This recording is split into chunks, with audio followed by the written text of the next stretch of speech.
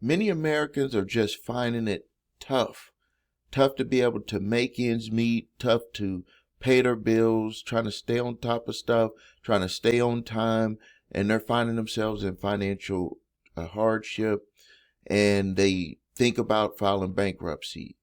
And one of the number one things that people will say when they're getting sued, or they just give up on being able to correct their finances, is they'll just say, I'm just going to file bankruptcy. And bankruptcy is an option. It's a viable option, but what I want to do in this video is make you aware that it is not as easy as it used to be to file bankruptcy. And as a matter of fact, and this is not legal or accounting advice, but I'm gonna tell you how it is. And I used to do a lot of consulting work with attorneys with their marketing and advertising, and what they told me was that, hey, Steve, they make you do this means test to make sure that the person qualifies for Chapter 7. And if they don't qualify for Chapter 7, we're going to have to push them into a Chapter 13. Many people find that when they get pushed into a Chapter 13, their situation seems to be worse, and that nothing is really happening, that all the money is just going to the attorney and to the trustee. And they're just like, this was just a bad decision. And the attorneys that I consulted with, they told me that more than about 80 to 90% of the people who filed a Chapter 13, after they start to figure out that they can't stay with the Chapter 13, then they're able to qualify for Chapter 7 bankruptcy. But I'm like, well, why would you take them through that route? And it was like, it's simple. They make them do a means test. And people could be struggling financially, but that does not mean that they're going to qualify for Chapter 7 bankruptcy. And he was like, hey, Steve, you could go see it for yourself. That they make us do this means test, or have our clients take this means test. And if they do not qualify by the standards of the United States government for filing a Chapter 7 bankruptcy, they cannot do it. They're going to push them into a Chapter 13. And then he was like, the reason why all of this came about was back in 2006, was they were like, too many people were lying about not really, they wasn't telling the truth about their situation, that they were just bad at budgeting, they were overspending, but they were lying about assets, lying about all types of stuff. So what they did is they said, hey, you, Mr. Attorney, you're going to sign and attest that everything that they say on this document is true. Your office has to check it to make sure that this bankruptcy, that everything that's said on there is 100% true. And then that trustee is going to either approve the bankruptcy or not approve the bankruptcy.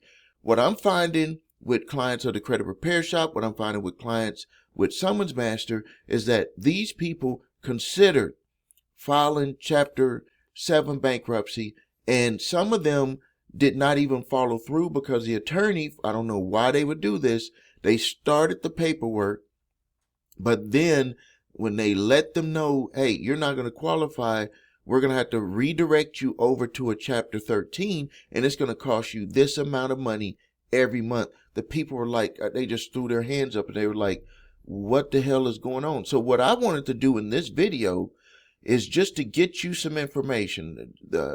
Right here, I'm going to minimize myself. This is the United States Courts website for means test. So you don't have to worry about paying me for anything. You don't have to pay somebody else for anything. You don't have to go to a lawyer, because when you go to a lawyer, certain restrictions can come about for you. Like if you decide not to move forward with it, sometimes creditors can be notified. So this is where you can find it. And right here, look, you can look at this, this website. You got to be very careful. There's a lot of companies that are also, providing information, but they're basically trying to pull you in to talk to them about it, which is nothing wrong with that. But if you just want to find out to say, hey, where are the documents to see if I can qualify for Chapter 7? based on my monthly income, based on what's going on in my life. Am I going to be able to qualify for this? This is the website you want to go to. And it has all of the forms here. Look at this. It has the forms for the statement of your current monthly income, statement of exemptions, Chapter 7's means test calculation, so it's going to let you know if you do qualify. It has some stuff for Chapter 11 if you're a business, and then obviously it's going to move down to Chapter 13 because most people are going to mainly qualify for Chapter 13 because unless you are just had lost income and have extreme debt, they're going to force you potentially force you into doing a Chapter 13. But what I've found is that if they're going to force you to do in a Chapter 13, the other options that you can consider is to just look at working out a deal with your creditors yourself. That's what I did when in 1994, when my wife and I found ourselves $300,000 in debt from building our first business that we started in 1990 to making over $100,000 at the age of 24, $100,000 a year. We spent a lot of money, bought things that we shouldn't have been buying, and found ourselves $300,000 in debt, ruined our credit, and we sat down Christmas of 1994 and said, we cannot live this way. We're going to have to figure out a way to get out of this. And yes, we had considered bankruptcy, but when we sat down and looked at what we were doing, we was like, we could just work our way out of it. That was plain and simple. We just said if we just do this, we could work our way out of it. At that time, we were thinking that we would potentially have to pay all of it. So we didn't know how long it was going to take, but we found that once things were charged off, stuff got sold to debt collectors. Creditors started, we started reaching out to creditors that still maintain the debt, that we were able to do settlement offers. Some of them was lump sum. Some of them were doing payments.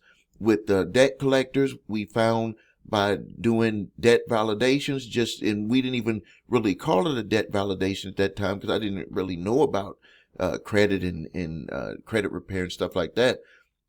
We had just said, we did not owe you the money. It was with this other company. Can you get us documentation to show that we have to pay you? Some of the debt collectors who had bought debt decided not to even continue. And that was just based off of us just doing that, telling them, hey, we want to just see stuff to make sure that that we're going to be paying the right people. Some of them went away, and then other ones came back with settlement offers.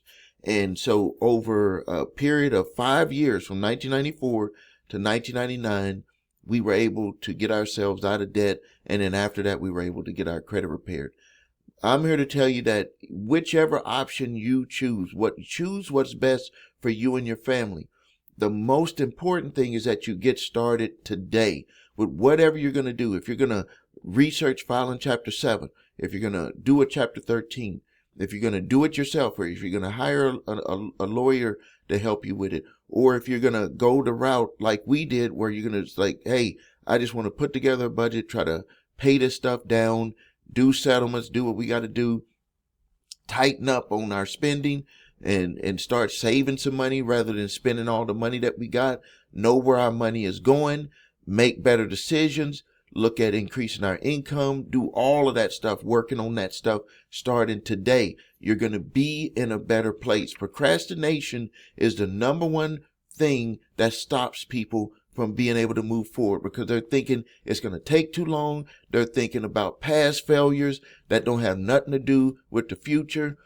I'm here to tell you, you got to get started on this now.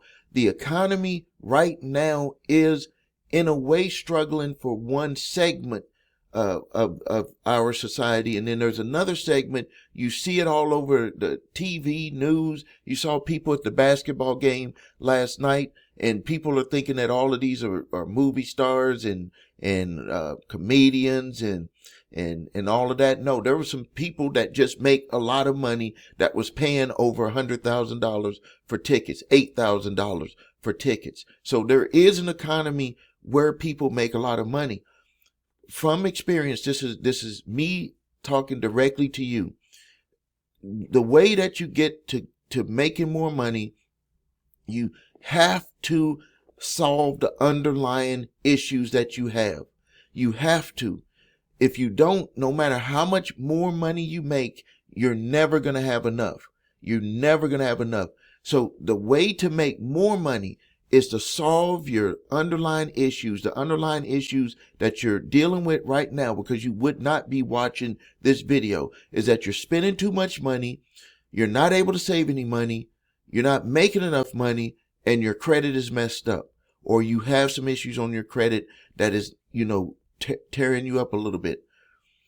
If you take care of the underlying issues, when you move forward, you're going to see that the path is going to be a lot smoother. You're going to have the open mindset to see opportunities that come your way. You're not going to be depressed. You're not going to be thinking that you just have all bad luck. There's no such thing as someone who has good luck or bad luck.